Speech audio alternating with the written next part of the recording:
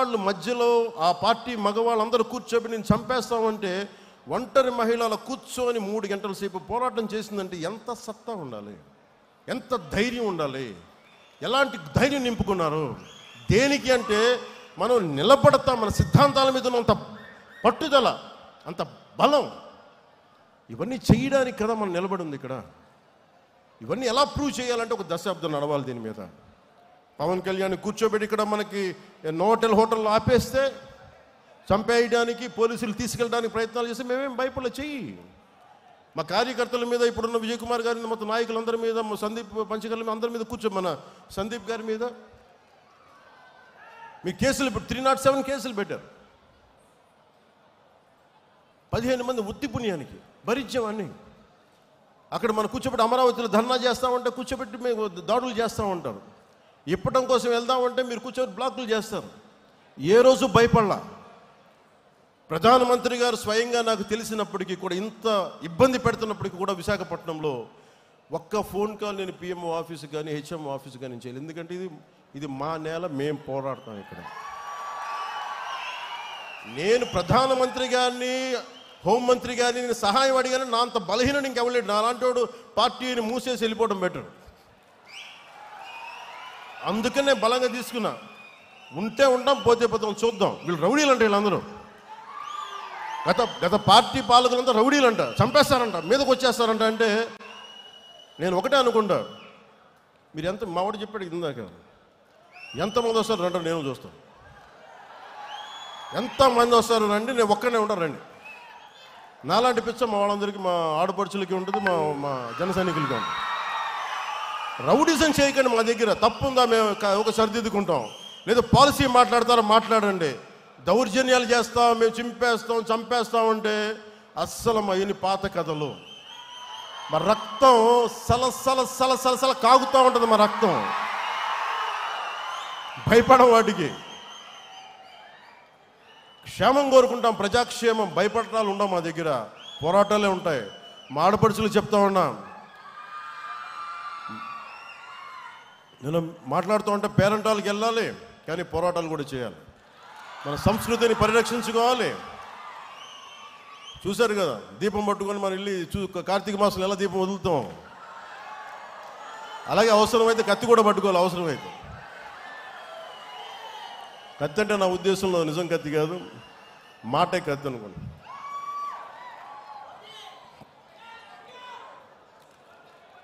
అలాగే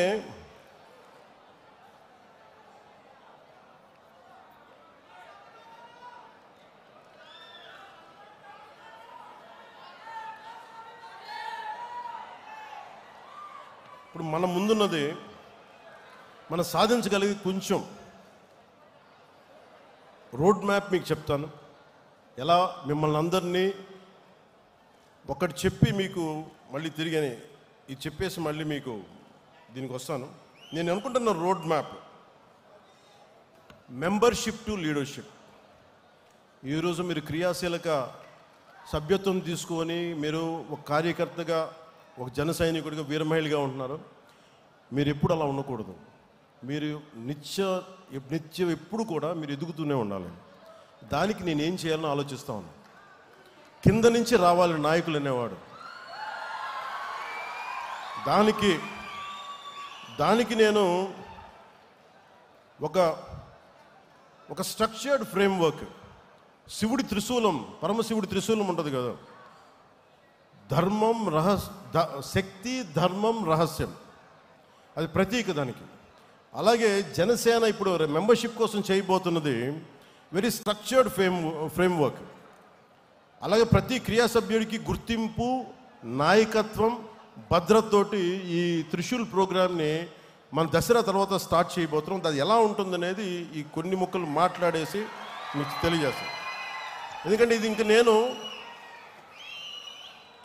మీరు అడగచ్చు, ఇప్పుడు దాకా నువ్వు ఎందుకు చేయలేదు అంటే నేను ఒకటే చెప్తాను. ఇందాక మన విజయనగరం నుంచి మన కుర్రోడు వచ్చి, జన సైనికుడు వచ్చి కూర్చోబెట్టి హుషారుగా మాట్లాడేస్తా ఉంటే నేను చెప్పాను, నువ్వు ఇంట్లో బాధ్యతలు నిర్వర్తించిన వాడు పార్టీకి ఏం చేస్తావు? మీ నాన్నగారు 2 ఉద్యోగాలు చేసి కష్టపడతా ఉంటే నువ్వు వచ్చి నా చుట్టూ తిరిగితే నాకు ఆనందం రాదు. నువ్వు ముందు బాగా చదువుకు, బాధ్యతలు నిర్వర్తించు అంటే ఈరోజు 1.5 లక్ష రూపాయలు సంపాదిస్తున్నానన్నా అని అంటే నాకు అప్పుడు ఆనందం అనిపించింది. నాకు ఇప్పుడు రా, యు ఆర్ వెల్కమ్ అంటే. ఇవన్నీ ఎందుకు చెప్తున్నానంటే, నాకు ఆషామాషిగా గాలికి తిరిగేవాళ్ళు వద్దు. నాకు మీ పని, politics is not for business, politics is not for business, politics is not for making money. Politics is to do something, to take the next generation from here till the next step, next level. ఇక్కడి నుంచి ఇంకొక స్థాయికి తీసుకెళ్ళాలి. నేను అలాంటి వాళ్ళు కావాలని కోరుకుంటున్నా. మనం ఇదివరకులా అడవుల్లోకి వెళ్ళలేము. కూర్చోబెట్టి కులం రంగు, మతం రంగు కూర్చొని పోరాటాలు చేయాలి. ఎంతకాలం చేస్తాం? కుల పోరాటాలు ఎంతకాలం చేస్తాం? మత పోరాటాలు ఎంతకాలం చేస్తాం? ప్రాంతీయ పోరాటాలు ఎంతకాలం చేస్తాం? కూడుగుడ్డ కావద్దా? ఉద్యోగాలు కావద్దా? ఉద్యోగ భద్రత కావద్దా? నాకు స్కిల్ డెవలప్మెంట్ కావద్దా? మరి దీనికోసం ఎవరు మాట్లాడతారు? మన కులపోడికి మన కులపోడి చేస్తారు. జరుగుద్ది అక్కడెక్కడన్నా? అలా ఎప్పటికీ జరగదు. మాట్లాడితే కూర్చోబెట్టిన కొంతమంది మాట్లాడుతూ ఉంటే నువ్వు కులం గురించి మాట్లాడదాం. అవునా, నేను కులంలో పుట్టాను, ఏం చేయను దానికన్నా? నేను కులం కోసమే ప్రయాణిస్తే కుల నాయకుని అయ్యేవాడిని కదా. నేను కులం కోసం ఒక్కదానికి రాలేదు. నేను సంపూర్ణ మానవాళి కోసం వచ్చాను. జాషువా విశ్వనరుడు అన్న కాన్సెప్ట్ని గుండెల్లో పెట్టుకొని వచ్చాను నేను. సో అన్ని కులాలని గౌరవిస్తాం, అన్ని ప్రాంతాలని, మతాలని గౌరవిస్తాం, కానీ తప్పులు జరుగుతున్నప్పుడు సరిదిద్దుతాం. ఈ ఆలోచనతో వచ్చాను. అందుకని నేను ఎందుకు ఈ ప్రక్రియ మొదలుపెట్టానంటే, వేదిక పైన ఉన్న నాయకులందరికీ మీ విలువ తెలియాలని ఈ మీటింగ్ పెట్టాను. నాకు తెలిసేలాగా, నాయకులు తెలుసు, తెలియని వాళ్ళు ఎవరం కాదు. కానీ ఎంత స్థాయి మీరు గుండెల్లోని చెప్తే, ఒక ఆడపడుచు 3 ఏళ్ల బిడ్డను తీసుకొని నోవాటెల్ హోటల్లో కూర్చొని మా అన్న వస్తాడు, మా అన్నకి ఏం కాకూడదనంటే, ఒక ఆడబిడ్డ భద్రతను వదిలి వచ్చింది తన అన్న కోసం అని అంటే, అది ఆ రోజు ఏదో మన సినిమా కాదు అది. ఓకే, మీరంతా నా కోసం రండి, మేము ఎదుగుతాం, అలా కాదు. మీరు ఎదగడానికి మేము కష్టపడాలి. అందుకే నేను నడిచి చూపించాం. మన నాయకులకి ఇది అర్థమైతే, మనం ఎంత కష్టపడి మీరందరూ మమ్మల్ని గెలిపించారో మా వాళ్ళందరికీ అర్థమైతే, జనసేన ఒక రోజున, ఇది నా గట్ ఫీలింగ్, నిన్న కూడా చెప్పాను. ఇప్పుడు తమిళనాడు నుంచి వచ్చి మొన్న చాలామంది, ఒక 40,000 మంది 50,000 మంది జాయిన్ అవుతామని చెప్పారు. తమిళనాడు జనాభా 6 కోట్లు 7 కోట్లు ఉంటే నేను చెప్పాను, అలాగే మహారాష్ట్ర నుంచి, లాతూర్ నుంచి, షోలాపూర్ నుంచి వచ్చి జాయిన్ అవుతాను. తెలంగాణలో మనకి ఎలాగ ఉన్నాడు, ఒరిస్సా నుంచి, బరంపురం నుంచి వచ్చి మాట్లాడితే నేనేం చెప్పానంటే, నేను పుట్టిన ఆంధ్రప్రదేశ్లోనే నేనేం కోరుకోను, నేను పెరిగిన తెలంగాణలో నేనేం కోరుకోను, బాగుండాలని కోరుకుంటాను. కానీ నిలబడాలంటే మీరు పోరాటం చేయాలి. ఈరోజు చూడడానికి మీరు అందరూ చిన్నపిల్లలాగే ఉన్నారు, ఒక 20 ఏళ్ళు 22 ఏళ్ళు 25 ఏళ్ళు. కానీ మీరు 20 ఏళ్ల తర్వాత మీరు దృష్టి ఉంది అంటే, ఈరోజు 2000 మేము పుష్కర కాలం పట్టింది నాకు, దాదాపు అంటే 12 సంవత్సరాలు పట్టింది, 10 సంవత్సరాల పైన. దశాబ్దం తర్వాత మనం కూర్చొని నేను ఒక ఇంతమంది ఎమ్మెల్యేలతో వచ్చాం, సర్టన్ అలయన్స్ గవర్నమెంట్ తోటి.